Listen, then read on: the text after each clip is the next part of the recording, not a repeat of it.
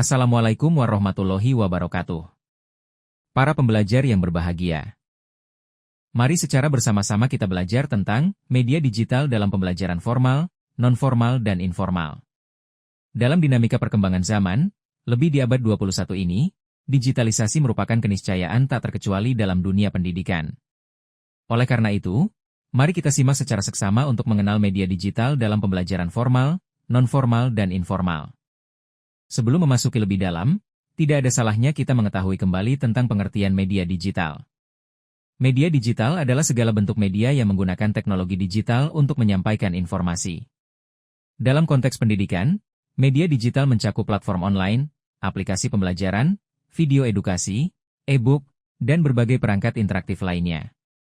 Selanjutnya kita melihat peta konsep sekaligus perbedaan dari klasifikasi jenis pembelajaran antara pembelajaran formal, non-formal dan informal.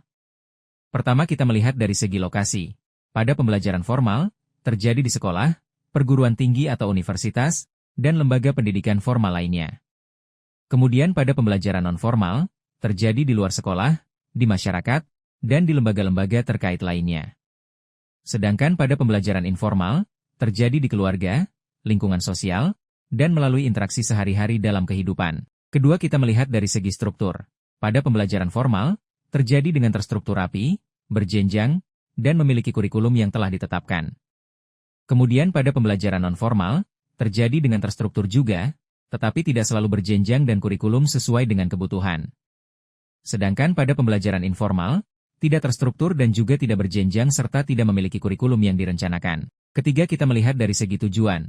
Pada pembelajaran formal, bertujuan untuk memberikan pengetahuan dan keterampilan dasar, serta mempersiapkan peserta didik untuk jenjang pendidikan yang lebih tinggi atau dunia kerja.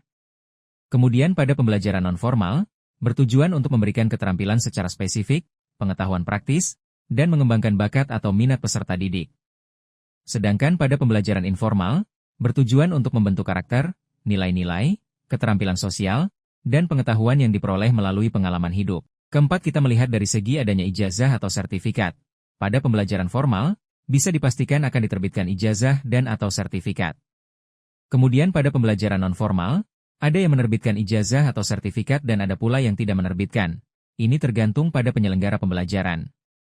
Sedangkan pada pembelajaran informal, tidak adanya ijazah ataupun sertifikat. Kelima kita melihat dari segi contoh jenis tempat berlangsungnya pembelajaran. Pada pembelajaran formal, seperti sekolah dasar, sekolah menengah, perguruan tinggi atau universitas, dan lain-lain. Kemudian pada pembelajaran non-formal, seperti lembaga kursus, pelatihan, kelompok belajar, pendidikan kesetaraan, dan lain-lain. Sedangkan pada pembelajaran informal, seperti belajar dari orang tua, interaksi dengan teman, pengalaman kerja, dan lain-lain. Keenam kita melihat dari segi media digital yang digunakannya. Poin ini menjadi main topik bahasan dalam pertemuan ini, oleh karena itu, kita akan membahas secara detail dalam slide-slide selanjutnya. Mari kita perhatikan bersama-sama. Kini saatnya kita mengetahui tentang peran atau contoh media digital yang dapat digunakan dalam setiap jenis pembelajaran, sekaligus manfaat daripada media digital pada jenis-jenis pembelajaran itu sendiri. Beberapa contoh media digital yang dapat digunakan dalam pembelajaran formal meliputi 1. Learning Management System atau LMS, seperti Google Classroom, Moodle, Edmodo, dan lain-lain. 2. Video Conference Tools, seperti Zoom, Microsoft Teams, dan lain-lain. 3. Multimedia interaktif, seperti e-book interaktif, video pembelajaran, animasi sains, dan lain-lain. 4. Aplikasi pembelajaran, seperti Ruang Guru, Zenius, Kuiper, dan lain-lain. 5. Ujian online, seperti CBT atau Computer Based Test, Google Form, Kahoot, Quizizz, dan lain-lain. Sedangkan manfaat media digital dalam pembelajaran formal, seperti dapat meningkatkan akses pembelajaran, misalnya pembelajaran jarak jauh. Dapat mempermudah distribusi materi dan penilaian. Dapat menyesuaikan pembelajaran dengan kebutuhan peserta didik. Dan lain-lain. Beberapa contoh media digital yang dapat digunakan dalam pembelajaran non-formal meliputi 1. Aplikasi kursus online, seperti Skill Academy, Coursera, Udemy, dan lain-lain. 2. Komunitas belajar online, seperti Telegram Group, WhatsApp Group, Discord, forum belajar daring, dan lain-lain. 3. Simulasi tutorial video, seperti YouTube, Canva for Education, dan lain-lain. 4. Aplikasi desain dan keterampilan, seperti Adobe Creative Cloud dalam Photoshop dan Illustrator, Tinkercad, dan lain-lain. 5. Podcast edukasi, seperti Spotify edukatif, Google Podcasts untuk pelatihan soft skills, dan lain-lain. Sedangkan manfaat media digital dalam pembelajaran nonformal, seperti fleksibel dalam waktu dan tempat. Menjangkau peserta didik dari berbagai latar belakang. Fokus pada keterampilan spesifik dan kebutuhan individu. Dan lain-lain. Beberapa contoh media digital yang dapat digunakan dalam pembelajaran informal meliputi 1. YouTube edukasi, seperti Kok Bisa. Link ini bertemakan tentang sains, teknologi, sosial, dan pengetahuan umum dengan gaya animasi naratif yang ringan dan informatif. Ini cocok untuk pelajar SMP, SMA, mahasiswa, masyarakat umum. Kemudian TED-Ed. Link ini bertemakan tentang filosofi, sains, sejarah, dan ide-ide besar dengan gaya animasi naratif pendek. Ini cocok untuk umum, remaja dan guru. Dan National Geographic Kids. Link ini bertemakan tentang sains alam dan hewan untuk anak-anak dengan gaya dokumenter dan animasi. Ini cocok untuk anak-anak SD, guru PAUD SD, orang tua dan link serta channel lainnya.